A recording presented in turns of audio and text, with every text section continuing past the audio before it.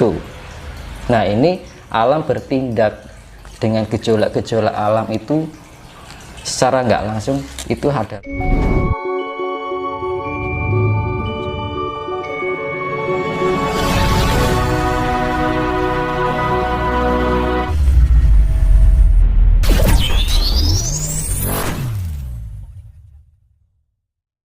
Istilah darahnya sedulur papat kali mau pancer lah tengah toh, dan itu membentuk suatu cakra itu kan. Nah cakra itu semakin fokus semakin lembut sampai kita tidak terikat oleh jarak, ruang, dan waktu.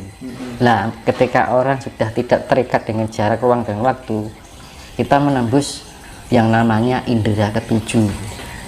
Apa artinya indera ketujuh? Indera ketujuh sifatnya vertikal, Mas. Vertikal. Vertikal itu tembus ning luar angkasa. Jadi kalau indera keenam itu masih lingkup ibu pertiwi. Yeah. Kalau indera ketujuh sudah masuk ke lingkup ruang bapa angkasa. Yeah. Jadi nanti bisa melihat kehidupan di luar sana. Misalkan bisa ketemu dewa, bisa ketemu gaib-gaib yang ada di atas sana. Sampai yang namanya nanti saya ceritakan masalah Dewa Ruci. Yeah. Nah itu tingkatan sudah mencapai indera ketujuh. Saya menjelaskan ini bukan berdasarkan pengalaman saya yang pernah saya alami ya. Tadi bukan sesuatu tembung jari ini kan gitu. Yeah. Jadi memang benar-benar saya alami. Karena saya perjalanan proses spiritual ini sudah sekitar 25 tahun. 25 tahun. Jadi kabeh laku lakoni kanthi laku ya. Yeah. Lekasnya lawan kas. Orang iso langsung jerit, nggak bisa. Berarti 25 tahun itu baru mencapai titik sekarang ini ya? Kalau indera ketujuh sudah 10 tahun. 10 tahun? Iya. Oh, udah lewat berarti. Luar biasa. Iya. Mas, apakah semua orang bisa, Mas? Bisa. Membuka indera ketujuh itu bisa? Tergantung kita telaten apa enggak. Itu semua orang bisa. Dan genetika juga pengaruhnya apa cepat dan enggaknya. Karena misalkan eyang-eyang kita dulu, mungkin eyang kita dulu guntur tapane banter kan gitu, istilahnya pertapa lah, orang hebat mungkin kan, itu lebih gampang, lebih mudah untuk memahami. Jadi tingkat IQ-nya lebih tinggi karena spiritualitas itu juga meningkatkan tingkat IQ. Berarti faktor X itu penting juga. Nah, faktor X penting. Terus ini Mas Kinus, keistimewaannya orang kalau sudah mencapai dan membuka indera ketujuh itu apa saja Mas? Kita bisa tahu kebiaring jagat. Nanti saya jelaskan ya, nanti yang dinamakan inti maya atau inti semesta. Ini sebenarnya ilmu kerahasiaan Tuhan. Oh, iya, iya. Darani ilmu wadining bumi. Kang sinengker. Jadi ilmu rahasia dari segala rahasia. Itu alam semesta ini punya pusat yang namanya inti maya, pusat semesta. Itu yang nama jagat langgeng kan gitu. Nah nanti saya ceritakan, saya gambarkan. Jadi ini saya menggambarkan, ini saya menerangkan apa yang saya lihat. Jadi indera ketujuh. Bentar. Nah ini jarang bentuknya seperti cakra. Ini jagat langgeng namanya. Jagat langgeng. Iya. Sukmo langgeng atau maha sempurna. Itu bentuknya seperti cakra. Jadi tahu pesawatnya alien yang kayak piring gitu. Ya bentuknya seperti itu, tapi gede. Nah di tengah-tengahnya itu mengeluarkan yang namanya 8 penjuru mata angin. 8 penjuru mata angin. 8 penjuru mata angin ini yang menciptakan segala. Di sukmo kita tercipta itu kan nur cahyo yang dibilang. Nur cahyo ini kan sukmo. Keluar, seret turun ke bumi. Jadi pancarannya. Jadi kita pancaran dari Tuhan yang ngejawantah. Nah, gitu. Nanti saya ceritakan ya, ini sing dinamakan kayugung susu ing angin.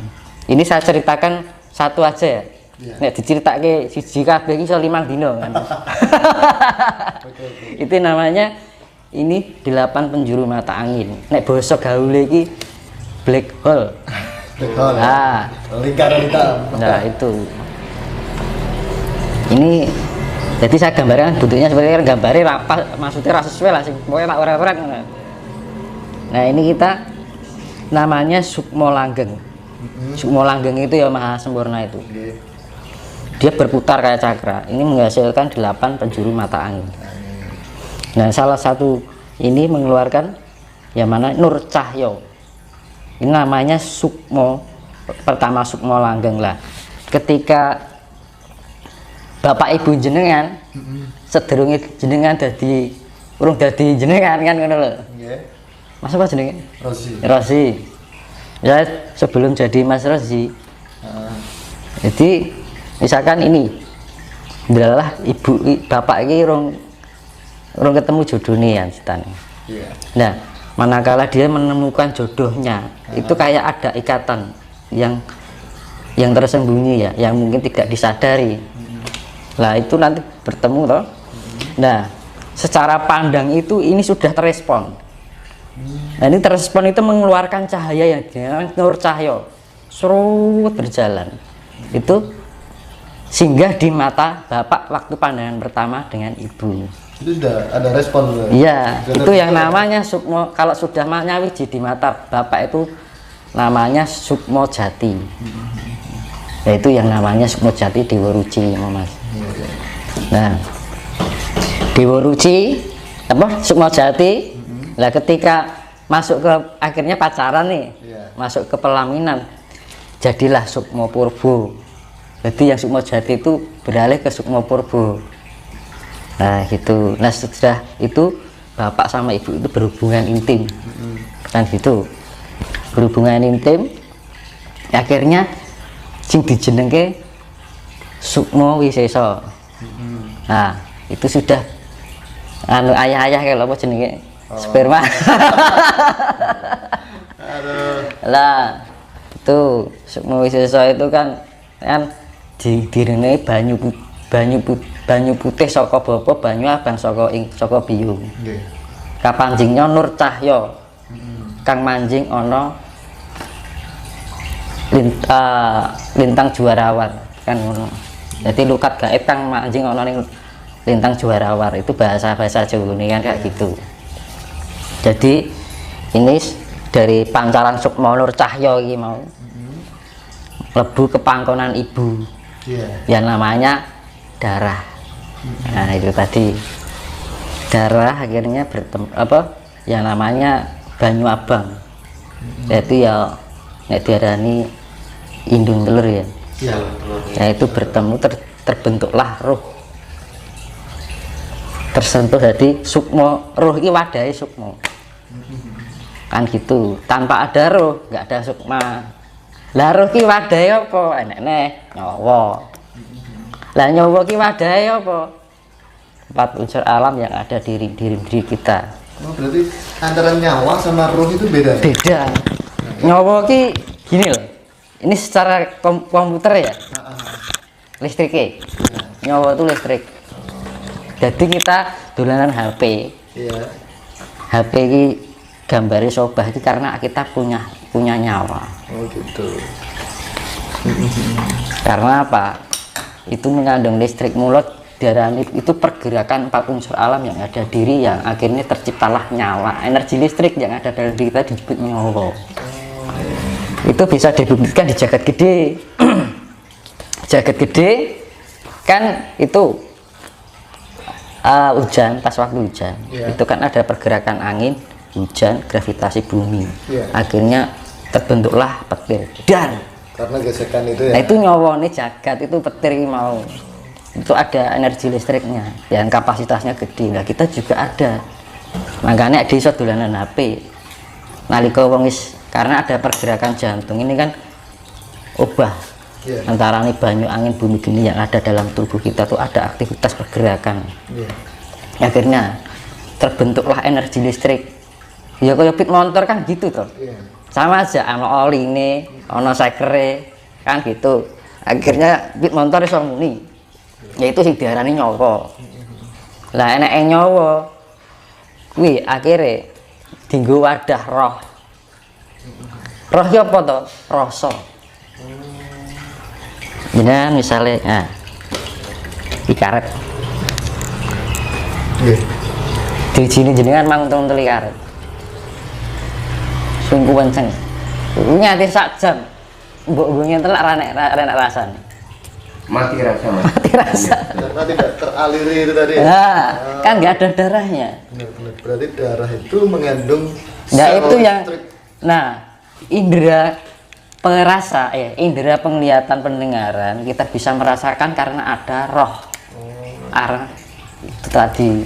Nah, roh itu wadah ya nyawa kan gitu. Makanya ketika orang sekarat itu kan mesti dipancing nganggo alat listrik, jedek. Oh iya. Jedek. Itu gue mancing mas.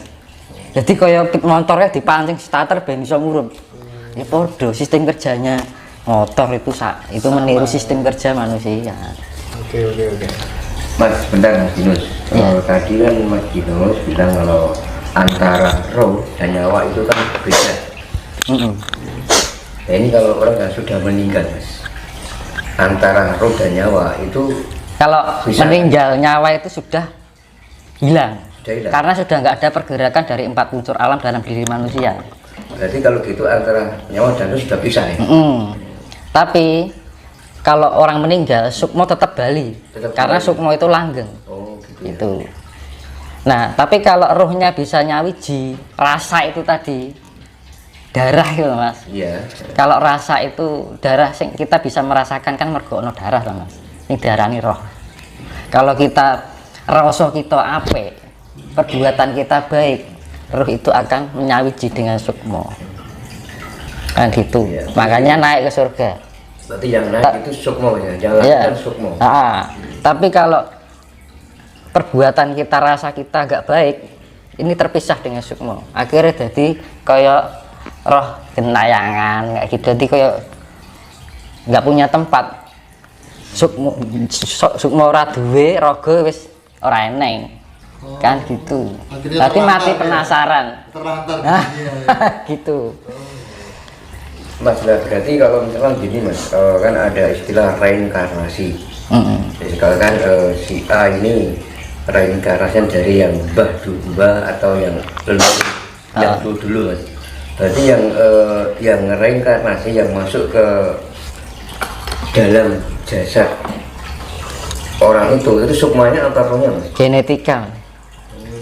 Nah ini ada lagi jiwa.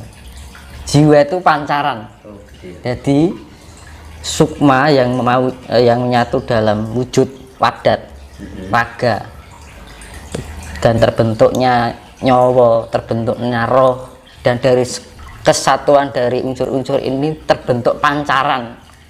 Nah pancaran itu membentuk jiwa. Yang diarani jiwa ini. Jadi ketika rasa ini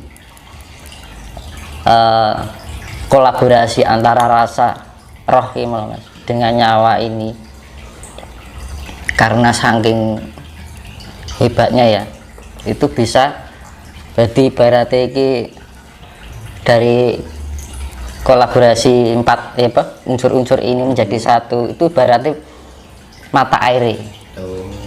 Lah jiwa ini pancurane ibarat matahari, ini matahari ini pancarane ibarat mata air pancurane, jiwa itu pancurane kan gitu.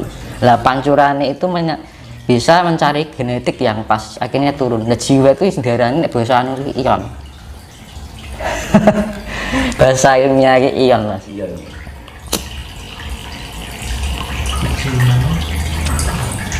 Makanya ketika di tempat-tempat gaib, jenengan mau foto pakai kamera, pakai belit itu loh, pakai LED, selap, nanti ketangkep ada wujud gaib-gaib itu, kayak ion. Itu jiwa-jiwa masa lampau yang belum mendapatkan tempat. Itu sebenarnya berarti itu jiwa ya, bukan sekedar pantulan cahaya. Bukan jiwa itu. Kalau bahasanya ion mas. Orbs ya. Orbs. Bahasa kerennya itu orbs. Nah itu karena lebih rasional gitu kan. Iya. Jadi kan kadang-kadang orang sekarang kan pada bingung gimana tuh spiritual itu. Nah ini yang saya jelaskan itu lebih rasional, lebih mudah dipahami pada kalangan di zaman now, zaman sekarang, zaman saya ini dijelaskan masalah langsung babakan metode lama nggak bakal gaduh mas. Kan tujuan kita kan berbagi ben ayo bareng-bareng, ibarat gini loh, alam semesta jenengan itu bagian dari saya yang terpisah sebenarnya. Kita tuh bagian satu alam semesta sebenarnya yang terpisah-pisah. Nah makanya dibutuhkan apa? Kedamaian, ketentraman, kebersamaan, bahwa kita itu adalah sebenarnya satu yang terpisah. Nah yang terpisah ini bagaimana bisa menjadi, nah itu fungsinya kedamaian. Makanya di peradaban baru itu terciptalah kehidupan yang penuh kedamaian. Itu loh, karepe ngono, karepe alam ki ngono. Neng nek cek gontok-gontokan, cek perselisihan, cek podo golek bener, podo ngaku, podo golek pinter, podo rumangsa apik, terus piye kan, mau sampai kapan kan gitu. Nah ini alam bertindak dengan gejolak-gejolak alam itu secara nggak langsung itu adalah mengingatkan elingo toh kan gitu loh.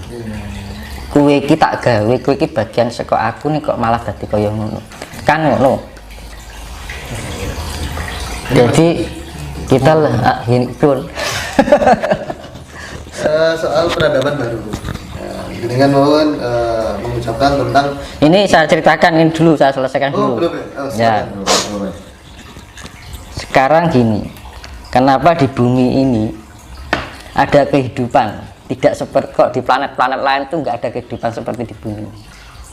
Kenapa mas? Jadi nah ini jawabannya adalah hasta brata. Hasta brata.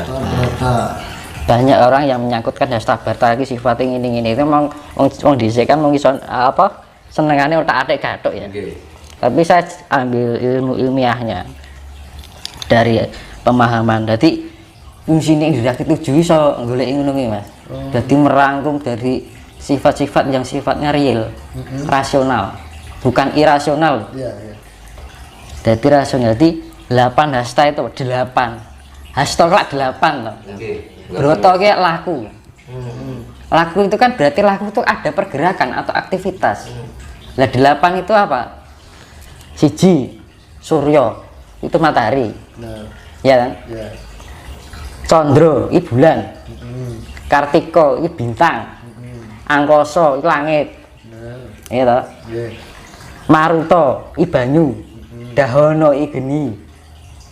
Terus bumi ini lemah. Terus angin, maruta ki angin, banyu ki banyu kan gitu. Dari 8 Tuhan itu memberi kelengkapan dari 8 elemen alam semesta ini, maka terbentuklah kehidupan karena ada pergerakan dari 8 unsur. Makanya kan apa yang disebut tata surya ini, makanya kan di planet lain nggak ada, di bumi ada banyu enek.